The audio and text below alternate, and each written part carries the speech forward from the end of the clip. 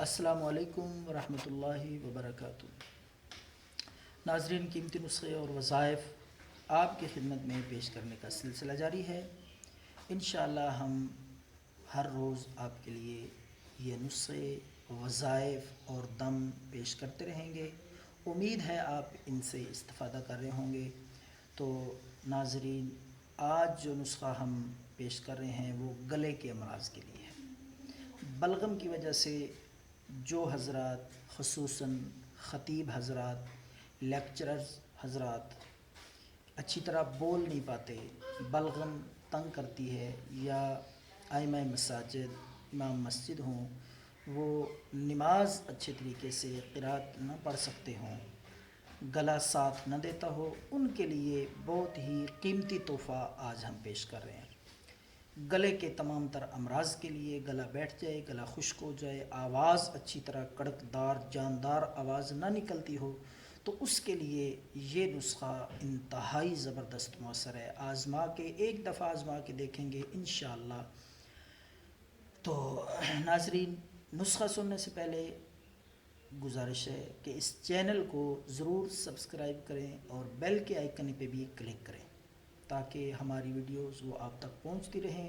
قیمتی نسخے اور وظائف، ان سے آپ استفادہ کرتے رہیں۔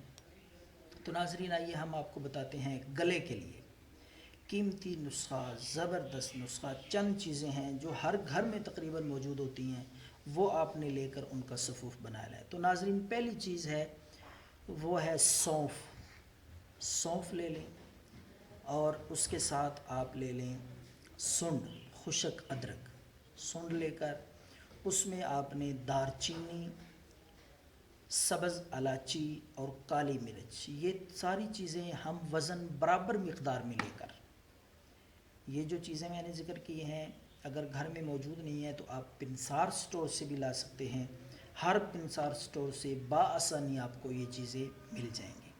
تو ناظرین، دوبارہ میں چیزیں دہرا دیتا ہوں۔ پہلی چیز ہے سونف۔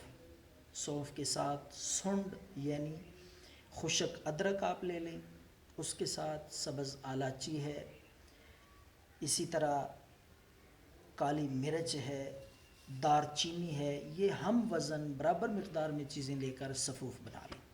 اچھا، طریقہ استعمال ان کا ناظرین یہ ہے کہ آپ نے یہ آمیزہ، یہ صفوف، یہ پھکی جو آپ گرینڈ کر کے باریک پیس کر تیار کریں گے، آدھی چمچ آپ نے یہ صفوف لے لینی ہے، اور ایک چمچ خالص شہد اس میں مکس کر لیں، اچھی طرح ملا لیں۔ تو لیکچر دینے سے پہلے، بیان کرنے سے پہلے، آپ 10 منٹ پہلے یہ نسخہ استعمال کریں۔